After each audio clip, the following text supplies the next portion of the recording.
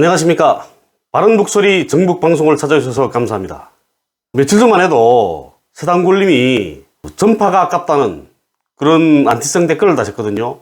그런데 북한인권 투사로 탈바꿈하는 인신매매범들이라는 그런 제목의 방송에 겉과 속이 다르구만, 이런 의미심장한 댓글을 남겨주셨습니다. 그렇습니다. 북한인권 문제를 제기하는 사람들 대부분이 겉과 속이 다릅니다. 인신매매범, 사기꾼, 성폭행범, 강간미수범, 이런 자들이 인권 문제를 들먹이고 있으니까 제가 반대하는 겁니다. 모두의 면면을 일일이 이야기해 드릴 수 없어서 대표적인 몇 명에 대해서만 폭로하는 겁니다. 이번 기회에 서다골님이 홍강철 TV에 대한 이런 인식이 확 바뀌었으면 하는 바람입니다. 전 구독자가 적어도 이렇게 한 분, 두 분이 저희 진심을 알아주실 때가 제일 기분 좋더라고요. 그런데 말도 안 되는 댓글을 다시는 분들이 또 생겼더라고요. 용4080님, 김정일이 여성 편력, 대남 간첩, 대남 테러는 어떻게 생각하는지, 탈북민들은 북한 당국에 많이 뜯겼다고 하던데 그것도 거짓인지, 자유세계의 인권 문제는 언론에 나와서 말하거나 재판에서 바로잡을 수 있다, 이런 댓글을 남겨주셨습니다. 그런데 대북 테러, 대북 간첩 남한에서도 보냈습니다. 용4089님, 이 방송을 하는 제가 인권 침해의 피해자이고 증거입니다. 그리고 서울시 공무원 간첩 조작 사건의 피해자인 유성 씨와 그의 여동생 유가르 씨, 그리고 아버님이 피해자이고 증거입니다. 그리고 지금 현재 간첩이 아니라고 핏하게 물부짖고 있는 탈북민 간첩 조작 피해자들이 있습니다. 그 누구도 이분들에게 관심을 돌리지 않고 있습니다. 야, 뉴스타파만 내놓고요. 본인 일이 아니니까 강 건너 불보듯 합니다. 제 사건인 보이사령부 집화간섭 사건, 그리고 유희송 씨 사건인 서울시 공무원 증거조작 사건 등은 무죄 선고를 받았지만 사건을 조작한 국가기관, 그리고 국가기관 공무원들 그 누구도 사죄하지 않았습니다. 자기들은 국가의 안전을 위해서 일했고 잘못한 것이 없다는 겁니다. 설사 잘못했다고 하더라도 그건 국가의 안위를 위해서 한 일이라고 변명합니다. 심지어 서울시 공무원 간첩 조작 사건에서 증거 조작을 지시했던 전직 국정원 간부들도 1심에서는 실형을 선고받았지만 2심에서는 모두 무죄를 선고받았습니다.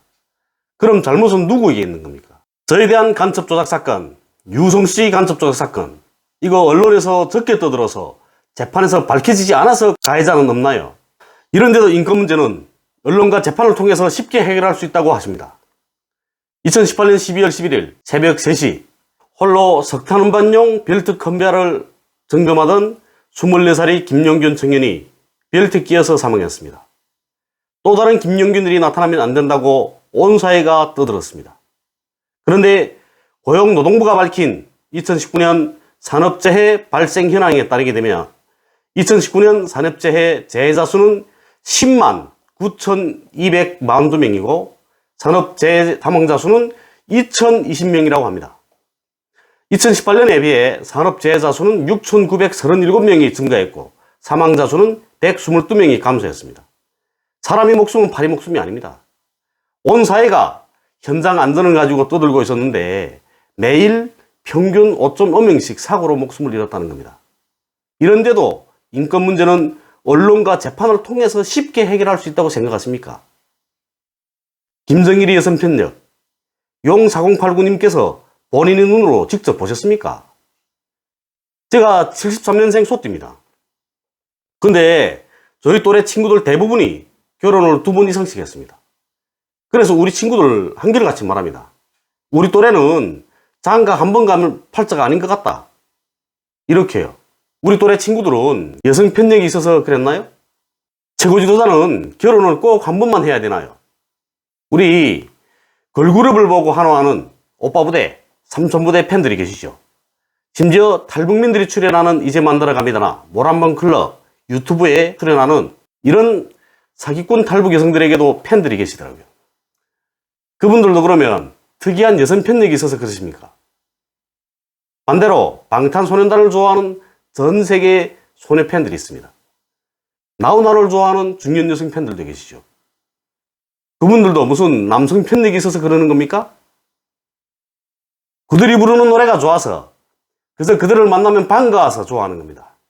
걸그룹을 사랑하지만 자신과 맞는 짝을 만나서 결혼을 하고 아이들을 낳고 키우고 있는 겁니다.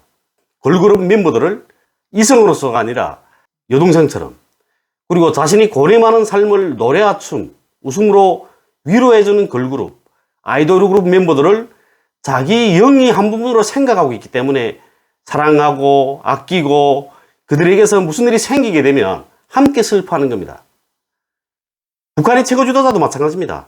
그들도 사람인 까닭에 사랑도 하고 결혼도 하고 이혼도 하고 예술인들을 좋아하는 겁니다.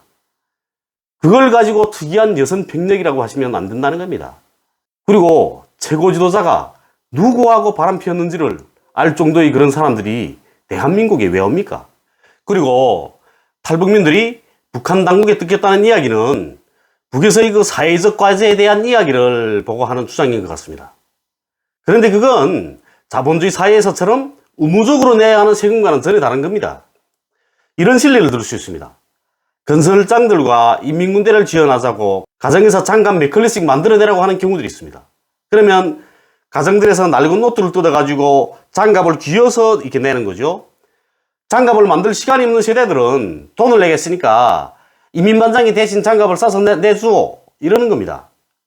자본주의 사회에서는 세금을 내지 않게 되면 강제 추징도 하죠. 그런데 북에서의 이런 사회적 과제는 강제로 추징하지는 않습니다. 그리고 이런 경우도 있습니다. 수해로 인해서 제방이 무너졌습니다. 그러면 일할 수 있는 사람들은 거의 모두 제방보수에 동원됩니다. 이때 여성들이 소속되어 있는 4명에서도 동원되는 거죠. 공장, 기업소, 가도 단위로 몇몇 회씩 제방을 구간 나눠줍니다. 당신네 공장은 여기서부터 여기까지 싸라. 당신네 가도는 여기서부터 여기까지 싸라. 이렇게 해요. 이렇게 과제를 주니까 한 명이 빠지게 되면 다른 사람들이 그만큼 일을 더 하게 되는 겁니다. 그런데 장사를 하는 사람들, 그리고 또 개인 사정으로 인해서 제방보수에 동원되지 못하는 여성들이 있는 거죠. 그러면 친구들은 일하는데 자신은 참가하지 못하니까, 야, 미안해, 내 먹고지 힘들게 일하는데 너네 그러면 이 돈 가지고 간식이라도 싸 먹어. 이래서 간식이나 음료를 사 드실 그런 돈을 내는 겁니다. 이런 경우들도 세금하고는 거리가 완전히 멀죠. 성격이 완전히 다른 겁니다.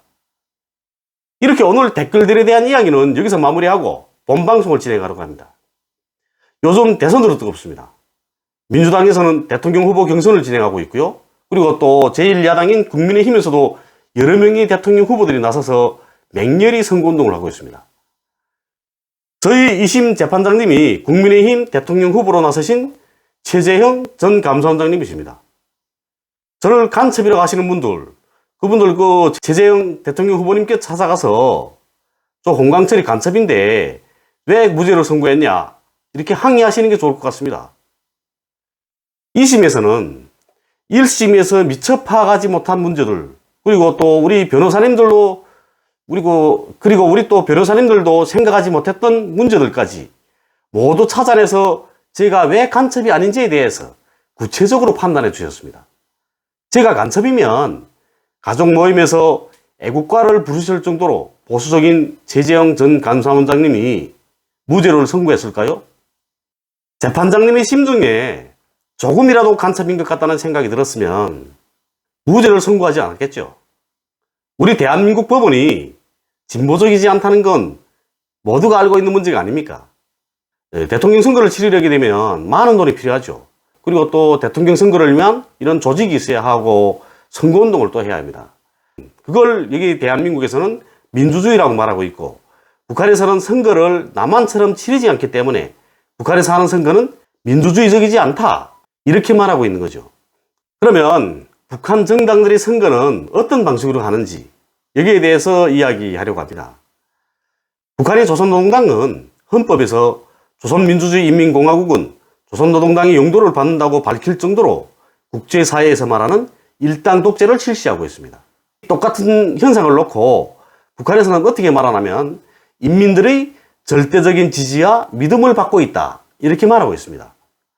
그래서 오늘부터 조선노동당의 일당 독재, 북에서 말하는 당의 유일상 체계, 그리고 또 당의 유일적 지도체제는 어떻게 만들어졌으며 김일성 유일적 지도체제, 국제사회가 말하는 1인 독재가 어떻게 만들어졌는지에 대해서 이야기해 드리려고 합니다. 제가 진행하는 방송이어서가 아니라 재밌을 거라고 생각을 합니다. 북한 현대사를 이야기하고 있으니까요. 아마 처음 듣는 이야기도 많을 겁니다. 이 방송이 정당들은 어떤 길을 가야 하는지를 돌아보시는 계기가 되셨으면 좋겠습니다. 1945년 5월 9일 나치 독일이 항복합니다. 그 이후부터 소련은 대일전을 준비하기 시작합니다. 소련 원동의 훈련기지에서 조국 해방을 준비하던 김일성, 김책, 최영건, 강건을 비롯한 공산주의자들은 1945년 7월에 조선공작당을 결성합니다. 해방된 조국에서의 당건설 준비를 시작하는 거죠. 그전에는 국제당의 일국 일당제 원칙이라는 게 있었습니다. 그래서 한 개 국가에는 한 개의 당만 존재할 수 있다, 이런 원칙이었던 거죠. 그래서 중국에서 활동하던 조선공산주의자들은 중국 공산당에 입당할 수밖에 없었던 겁니다. 그러던 것이 조국 해방을 맞으면서 조선공산주의자들만 따로 조선공작당이라는 당건설 준비를 위한 조직을 만들게 된 거죠. 소련의 대일 참전이 기정사실화되던 시기인 1945년 8월 8일, 8월 9일 미국은 히로시마, 나가사키에 원자탄을 투하해서 많은 인명피해를 발생시킵니다. 그러니까 나치 독일이 항복으로부터 3개월 후 소련은 일제에 대한 선전포고를 하고 8월 9일부터 내몽골과 만주, 북부 조선을 포함한 전 전선에 걸쳐서 일제의 공격을 개시하고 파죽지세로 남하하기 시작했습니다. 8월 15일 이랑 히로히토는 무조건 항복을 선언합니다. 그리고 9월 19일 김일성 주석을 중심으로 하는 항일발신한 대원들이 원산으로 입국하게 됩니다. 여기 와서 보니까 북한에서 김일성 주석이 조국 해방할 때 일본 놈들하고 싸우면서 개선했다고 배워준다고 그러더라고요. 그런데 북한에서도 김일성 주석이 원산항으로 개선했다고 배워줍니다.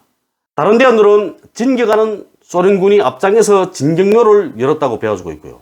그래서 원산에는 김일성 주석이 개선을 기념하는 의미의 개선동, 그리고 또 개선광장이 있습니다. 당시 대부분의 대원들은 만주와 북부 조선으로 진격하는 소련군과 함께 행동했기 때문에 김일성 주석과 함께 국내에 입국한 대원들은 얼마 되지 않았습니다. 원동이 훈련기지에서 조국 해방을 기다리던 사람들이 대부분이 중국 만주에서 활동했기 때문에 이들이 내몽골과 만주, 북부 조선으로 진격하는 소련군이 제일 앞장에 서야 했던 겁니다. 1945년 8월 15일 이랑 히로히토의 무조건 항복 발표가 있은 후에 조선 총독부는 형무소들에 있던 자익사범들을 8월 16일 전원 석방합니다. 이 자익사범들은 감옥에서 나오자마자 각지에 인민위원회, 자위대들을 조직하고 일제경찰을 무장해제시키고 관공소들과 공장, 기업소들을 접수하게 됩니다. 김일성 주석을 중심으로 하는 항일발산이 국내 입성 전에 국내에서 활동하던 공산주의자들이 북쪽에서 이른바 모든 권력을 틀어쥐고 있었던 겁니다. 1945년 11월 19일에 조직된 행정 10국의 경우에만 해도 항일발산 출신으로는 최영건 한 명만 보안국장으로 임명되었을 정도였습니다. 이른바 텃세가 큰 힘을 냈던 겁니다. 그러면 9월 19일 입국한 후에 김일성 주석이 항일발산 동지들은 어디로 왔을까요? 다음 시간에 계속해서 이야기해 드리겠습니다. 오늘 방송을 시청해 주셔서 감사합니다.